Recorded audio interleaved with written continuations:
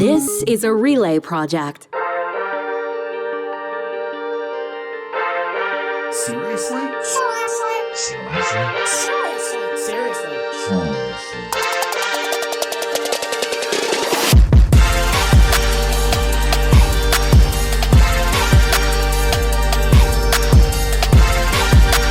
Seriously starts now. Here's Supriya and Ryan.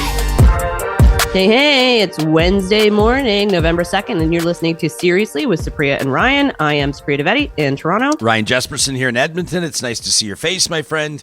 Always good to see your face, Ryan. Quite the week in terms of American news anyway. We should probably get this right off the top, but Paul Pelosi, Nancy Pelosi's husband, was attacked in his home in San Francisco by a man wielding a hammer.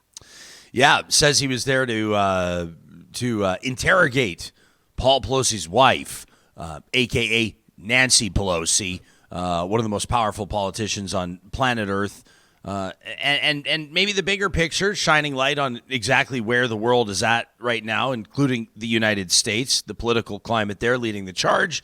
The former president's son, Donald Trump Jr., figured it was perfect inspiration for his Halloween costume, with a pair of underwear and a hammer going as Paul Pelosi. Too soon, Supriya? Yeah, I mean, fuck, I think so. But that is the political climate, to your point, in the States. And I think that's just where we are, where you have at least a good chunk of folks there. And, you know, to be fair here, too, that are just dicks and want to be dicks to the people that they disagree with. And that's a problem. And we'll get into that in a little bit more detail later on in the show. Exactly. The big story probably around the world. Well, I shouldn't say that. The big story around the world should be like Ukraine and Pakistan and what's happening in Iran. But everybody, and we can't help ourselves, talking about Elon Musk, officially Twitter's owner, and changes in store. Are you seeing some differences even in your follower count? Are you seeing a lot of people drop off? I've noticed it from here. Yeah, actually, the follower count is an interesting one. I think I've lost, I don't know, 300 folks, which I don't know. Is that people just piecing out, you think? Like, what is it? Yeah, I've wondered if it's just people taking off or if it's bot accounts being shut down. I don't know, yeah. but it's definitely noticeable, and that's just one of the changes. I mean, that would probably be a positive. Losing reasonable people from the forum, I don't think is a positive. It's the same thing happening on Twitter, maybe that's happening in politics, which is the generous, empathetic, kind, skilled, talented, reasonable people leaving with the house on fire and the keys left in the deadbolt. Maybe the same thing happening with Twitter, but of course Elon saying that there's going to be user fees. People are going to pay to keep their verified status and the like. I'll be curious to see what this looks like a year from now. Yeah, totally. And if Twitter is even still a viable platform for the folks who use it quite regularly. You think it will be? Do you think Twitter's going anywhere? So I don't know. I don't like making predictions like this. I think it will retain the folks who are, I don't want to say obsessed with it, but like use it on a very regular, like the high engagement users or however they would be described as, like, you know, journalists, folks that are perhaps in media in other respects, like whether you're in the entertainment industry or something like that, where you need to, you know, reach out directly to a large group of people. And it's just a convenient way to do so. But I've said this before, like, I don't see necessarily what the appeal of Twitter is if you're not a journalist or if you're not in news or media or one of these, you know, professions that requires you to be in the know at all times. Yeah. I think people are going to stay around. I think people are going to stick around. I think Twitter will remain, at least in the near future, but we'll see. The crazier it gets with Elon in charge, probably the more enticing it will be, or at least more intriguing to people. And for that reason, I think that might be key to its survival. But the monetization of it will be interesting to watch. People that use it all the time, like you're talking about the high engagement user, if it ends up being $8 a month for somebody like that, that's nothing. That's less than what they're paying for Netflix. I think people talk 20 is a lot, I think though. people will stick around. 20 is a lot. I don't think I mean, could you give it up? Like you tweet quite a bit. Yeah, No? I mean, don't know. you ask somebody who smoked for 30 years and doesn't anymore if they ever thought they could give it up, and they'd say no way. And then they look back now and say they can't imagine life with it. So, I don't know. But like you said, obviously it's big when you're in our business, trying to push out messages, trying to share content. For that reason, I think it would be almost foolish to leave. But at the same time, it depends. It's tough to say right now. It still feels reasonable. The minute it stops feeling reasonable, I think a lot of people would be out of here. We'll talk about Colin Thatcher in the Saskatchewan legislature a little bit later in the show. That was a story that I'm still having a hard time wrapping my mind around. And then, of course, there's the ed worker strife in Ontario that's got Canadians brushing up on the Notwithstanding clause, too. Yeah, once again, folks are fervently searching what Section 33 means. We're going to get into that a little bit more detail as well. The EA inquiry, the inquiry into the Emergencies Act, continued this week as well. Some news on the immigration front. Canada is saying that they're going to plan for 500,000 immigrants by 2025. A lot of that driven by the labor shortage that we're seeing here. Yeah, lots to cover in this edition of Seriously. We'll get to it. Here's a headline you might have missed as well. On Monday, TD Economics releasing a report about the job vacancy gap in Canada. And the gist of the report essentially is we're still seeing a huge number of job vacancies. Of course, Supriya, that means something for employers. It does. It means upward wage pressure. Yeah, exactly. Upward wage pressure. Not great news for employers, especially nonprofits and associations. Definitely not great. And when employers need to pay more to attract and retain talent, they need to offset that cost somehow. Would you believe me if I told you that one way to offset that cost is actually through their training program? We Know Training can help you create amazing courses and monetize them to become a high-performing revenue stream. Yeah, Ryan, that's right. They've already helped one association gain an extra $3 million in revenue growth while completely transforming their training program. Plus, they're not just an LMS or e-commerce platform. They can do everything from instructional design to course distribution to learner support. So absolutely everything is handled for you. Plus, they really invest in their partners' success. Let We Know Training partner with you to create a training program that's impactful within your industry, powerful, and profitable. Learn more about We Know Training at weknowtraining.ca. The Lead. If we don't cut this out right now, not just the normalization of violence, but the idea that reality can't even exist anymore because it cannot catch up to the lies on the internet. I'm not a scholar on authoritarian history, but I've read Hannah Arendt. I've read all of these people. This is how it gets really bad. This is the start of something that gets really, really bad. If you are getting the guardrails off the truth, where it literally cannot catch up to the lies on the internet because of how the pipes work, how the system works, because of the incentives of the richest people in the world, then that's how you lose your democracy. That's how you lose your democracy. That's Ben Collins from NBC News. Yeah. We touched on this at the beginning of the show, but just to catch everybody up to speed, what Ben Collins is referring to in that clip is the fact that after Paul Pelosi was attacked in his home, who is, of course, Nancy Pelosi's husband, a lot of folks were tweeting about it, and Hillary Clinton tweeted about it. And then Elon Musk replied that there may be more to the story than meets the eye. And he tweeted out a literal fake news link. I hate using that term, but it is what it is, in which the author of the article may or may not even really exist. We're not exactly sure, but we know it's a dubious source. And on the Trump land GOP side of the internet, there is a theory, which is, false, but that Paul Pelosi was in an argument with his gay lover, and that is what led to the attack, instead of the actual facts and the reality of what had happened. And that's what Ben is referring to here, is that now you have a huge segment of the American population that believes in this, this theory that is demonstrably false, and yet we cannot catch up truth with the speed at which these lies propagate on the internet, including on Twitter, and including by now the world's richest man, but the dude who owns Twitter doing this sort of thing. So not exactly. great all around. The guy that owns the platform, the guy that to a certain degree turns the tap on and off, so to speak, or at least sets the policy or the direction of the site. I mean, it's about way more than just Elon Musk here, obviously, and I think Ben Collins does a good job of I think he doesn't understate, he doesn't overstate. I think this is just a fact, and the fact of the matter is that if there's not a shared set of facts, then what does that mean for dialogue? What does that mean for interaction? What does that mean for democracy? What does that mean for the truth if it can't keep up? All of those things die. Democracy dies, truth dies, facts die, and I know I'm like a broken record on this, and I've said it here before. I've said it on your show, Ryan, when I do that Friday spot on Real Talk. But we're going to a really bad place, and it's funny sometimes to look at what some of the nuttier things that politicians say, right?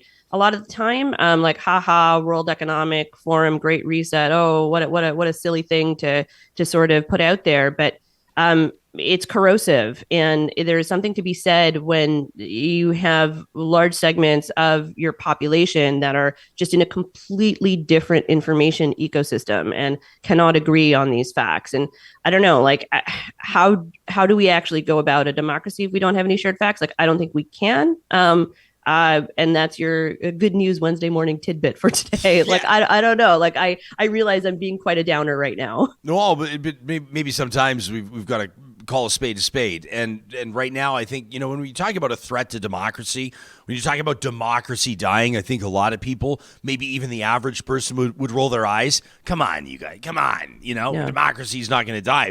I think back, the January 6th insurrection, not that long ago, was that not the wake-up call that everybody needed? I mean, didn't that prove that these things, even in what we see as the most developed nations, the Western world, the bastions of democracy, that they too can be and are vulnerable if things get out of control? I mean, what qualifies as out of control? What qualifies as red flags or troubling to people that aren't troubled by what we're seeing right now? But I mean, no, to your question, like, first of all, yes, like, it was a troubling thing, but like, January 6th didn't lead us to a place where we actually took this sort of thing seriously. And we're seeing that in the way that the mainstream legacy American political media tends to position both parties in the lead up to the midterms, which are next week, as two equally viable parties, and not one in which there is a fervent and vociferous anti-democratic streak in one of the two main parties. Like, and then we had our own freedom convoy, and in our own freedom convoy, the stated goals were to overthrow the government, and had all sorts of conspiracy theories, waffling about within the mix. And we didn't really take that seriously. And one of our main parties, the so-called government in waiting, one of the only two parties that's ever really in contention to form government in this country, was outwardly supportive of this movement and the party. And so to answer your question, I don't think we do. And I think that leads us to a bad place. But, you touched on Don Jr.'s Instagram post or Twitter post, whatever it was, talking about his Halloween costume. Yeah. So let me ask you this. How much of our modern, political dialogue is really based on the fact that you've got two camps who have maybe less in common within their own camp, but what really brings them together is the fact that they fucking hate the other side. Yeah. And it's really just out of animus and spite. Yeah. I mean, it just seems like everything is, or at least a lot of the things that are posted, a lot of the initiatives, a lot of the dialogue, the memes. I mean, we've boiled down our political debate. We've boiled down our interaction to memes and GIFs, but it's essentially just an attempt to own the other side. One second. You say GIF? Well, I've heard that I'll die on this hill. I don't care that much. There was a company in Edmonton called Jiffy Cat, and they did really well, and then they sold to one of the big players and made all their money. So that led me to believe that it was Jif, like Jiffy Cat. And then the more I would say Jif, then people, like you're doing right now, would confront me and say, it's GIF, you idiot. It's GIF. What are you, boomer? It's GIF. Yeah. And so now I just, you know what? whatever. If you want to, take what would you call it, like our seriously style guide. If you want to plant a flag, I'm cool it's GIF. I'm doing it. GIF? Okay. All right. So our political debate and our interactions is boiled down to GIFs and memes and owning the other side, or at least attempting to do so. It's really dumbed it down, but it's also working. It's how people are winning elections, and not just arguments. And I don't know. To me, in the short term, it makes it fun to watch, depending on your definition of fun. But in the long term, this might be what burns the entire house down. Yeah, man, no kidding. And like, just really quickly, because I did touch on it in terms of the American political media on the legacy front. How do you think the Canadian political media should be covering our own moment with this sort of thing? Because I mean, I've been quite frank about it. I don't think they're doing a great job. I would go so far as to say it's suboptimal.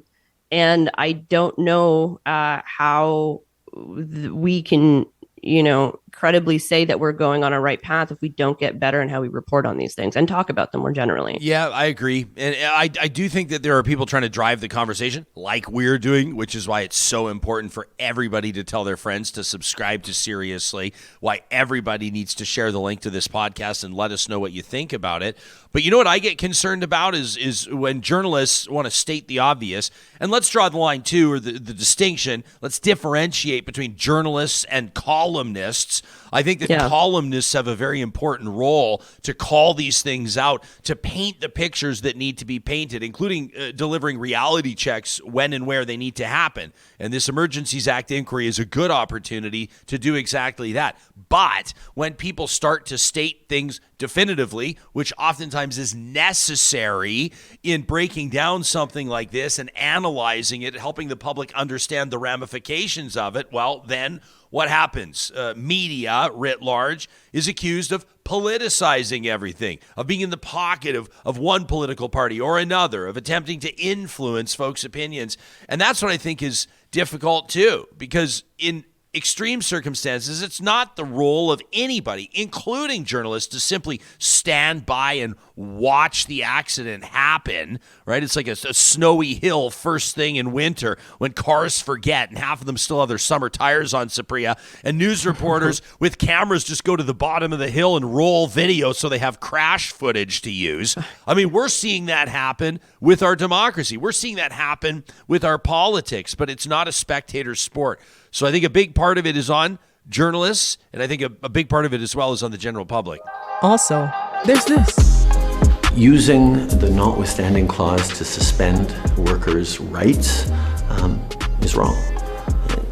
I know that collective bargaining negotiations are sometimes difficult, but it has to happen. It has to be done in a respectful, thoughtful way at the bargaining table. The suspension of people's rights is something that you should only do in the most exceptional circumstances. And I really hope that all politicians call out the overuse of the notwithstanding clause to suspend people's rights and freedoms. All right, so Canada's Prime Minister calls this overuse of the notwithstanding clauses. Ontario's Premier Doug Ford invokes it to prevent education workers in Ontario, not teachers, but support staff from striking. Probably the first time in a while that the average Canadian has brushed off their, what is it, grade 11, grade 10? I don't even know if we covered this in social studies in my high school, but should be high school learning. Yeah. Section 33. Yeah, so I mean, first and foremost, I think it's interesting that whatever truce or bromance that Trudeau and Ford had going on, it seems Trudeau has broken that by coming out so strongly against it. And Labour Minister Seamus O'Regan also had some very strong words about the use of the notwithstanding clause. This is the second time that Premier Ford has used it. He was going to use it for cutting the size of Toronto City Council, but then he didn't ultimately have to end up using it. And I don't know. It's an interesting thing because the notwithstanding clause is obviously in there for a reason. It was, said to have been included as like a last measure sort of resort if there's an impasse and it needs to be done. But, we've seen, at least in recent years, particularly in Quebec and Ontario, the use of the notwithstanding clause, and in Quebec, even using it preemptively in a couple of instances. And so, I don't know, there's always this like trepidation, I think, that especially federal politicians have when it comes to reopening the Constitution, because it was, a bit of a cluster bleep when they did it the first time around. So like, are we okay with premiers using the notwithstanding clause? Because if we're not, we should probably talk about it. No?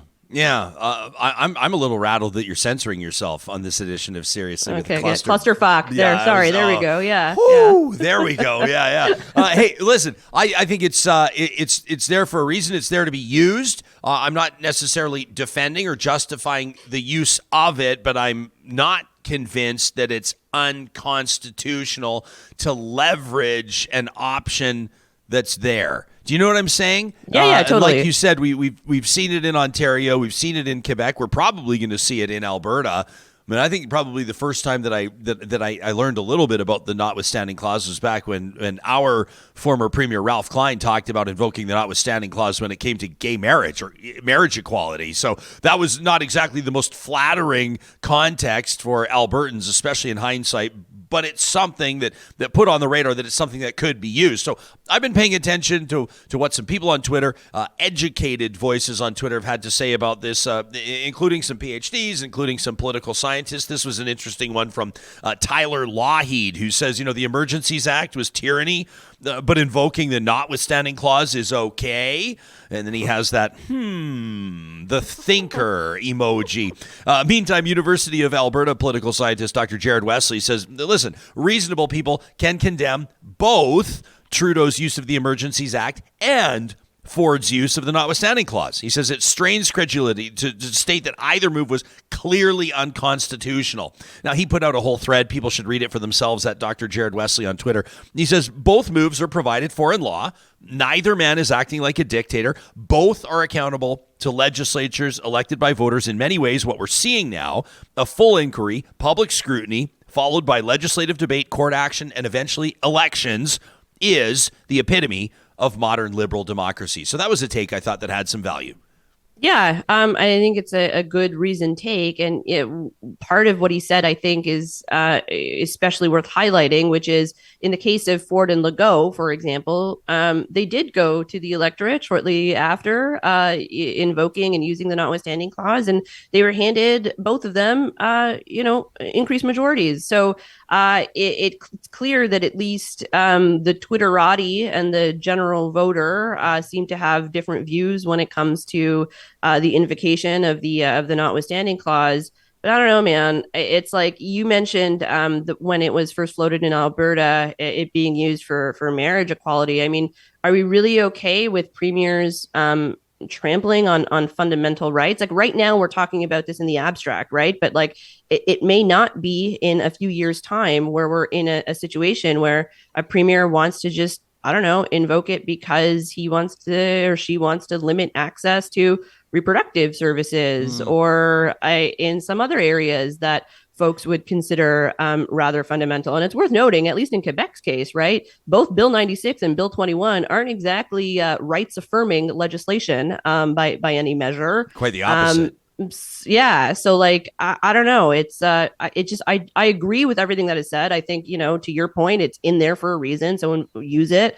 But I think it should be used sparingly. And I don't know if we're seeing that. And I don't know if I necessarily trust a lot of our provincial leadership, present and future, to be like the guard keepers of this. So what you're saying is let's not normalize the notwithstanding clause. Let me ask you something. Strategically speaking, when it comes to the court of public opinion, so to speak, does Premier Ford have some momentum in his corner? Or does he have maybe that winning hand, the premise of keeping kids in school? I wonder if that's a winning position to take these days. Danielle Smith, along the same lines in Alberta, or at least maybe on parallel lines with her no more masks in schools no matter what.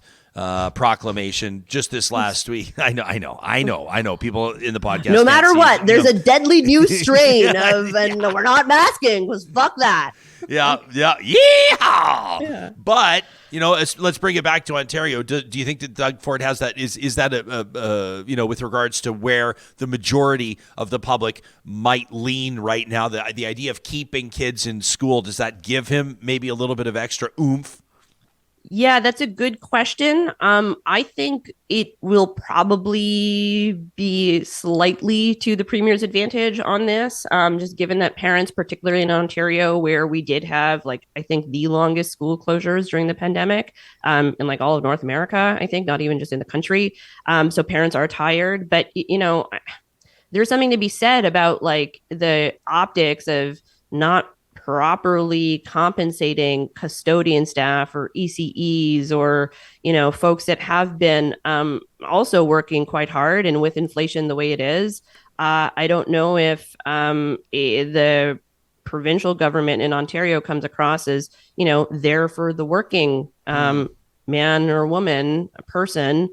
And that is what they tend to build themselves as, right? Yeah, fighting for you, fighting for the little guy type thing. Ultimately, it's crunching numbers, right? Political calculus. What's the winning position to take? And of course, on this one, only time tells. Seriously? Mr. Speaker, last week there was an individual that attended the speech from the throne who should not have been invited to do so. The invitation being extended was a terrible error in judgment, and I have taken some time this weekend to reflect, some personal reflection, to think and to listen first of all to my family, to friends, to listen to colleagues, and to people across this province indirectly and directly. Okay, so that was the apology that Premier Scott Moe gave on the floor of the legislature for having invited a convicted wife murderer to the throne speech. And, Ryan, I will confess here, I did not know who Colin Thatcher was, having grown up in Quebec and, now living in Ontario. It's not like a household name for me by any stretch. But when I saw my Twitter feed light up with all sorts of journalists being like, what the fuck? Why would this guy be invited? And then seeing the initial reaction from, politicians in Saskatchewan being like, wow, whatever, he deserves to be there. And it's like, what?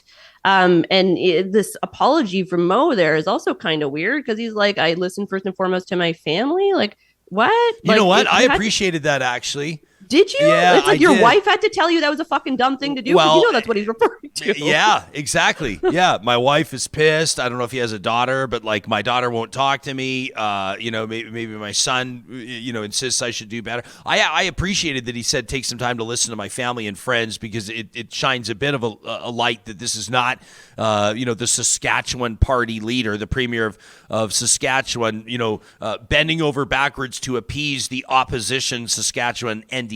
That's not this. I mean, Colin Thatcher, who brutally murdered, he beat and then shot his ex-wife, Joanne Wilson, by the way, who had left him, who had started a new life. He maintains his innocence. Nobody believes that bullshit. But he did do his time. Okay, so that's the context. He's a former MLA himself. His dad, Colin Thatcher's dad, the former premier of Saskatchewan. And so when Lyle Stewart, the MLA, who's lost his he had a special post there. I can't remember what parliamentary secretary or something. He was stripped of some title for making this egregious error in judgment. It surfaces that Lyle Stewart, who invited Colin Thatcher there, a former EA of his, by the way, like decades ago, he goes on the record when questioned by reporters and says nobody deserves to be here more than Colin Thatcher. Not just, I guess we can admit it, but nobody deserves it more. And you've got a lot of people suggesting that, I don't know, maybe Joanne Wilson might deserve to still be walking around, enjoying life. Maybe the family of Joanne Wilson might deserve to be. This throne speech, Supriya, the theme of it, tough on crime. Unbelievable. Unbelievable. We can't help but call him how we see him, and we sure appreciate when seriously subscribers let us know what they think about what they're hearing on the podcast as well. Yeah, you can always get in touch with us on Instagram at SeriouslyPod, on Twitter at Supriya and Ryan. Check out our website, seriouslypod.com, and you can always send us emails as well. talk@seriouslypod.com. You bet. It goes a long way for us when you rate and review the podcast. If you're listening on your phone right now, you just scroll down to share, and you can send it to your friends, those other politically engaged Canadians that like to know what's happening in the world around them without all that noise. We're here every Wednesday. Supriya, my friend, I'll see you in a week. Sounds good. Seriously is hosted by Supriya Dwivedi and Ryan Jesperson. Technical producer, John Hicks. Executive producer, Josh Dunford. Account coordinator, Lawrence Terlego. General manager, Katie Cook-Shivers. Human resources, Lena Shepard. Voiceover by me, Tangi. Seriously is a relay project. For more, check out seriouslypod.com.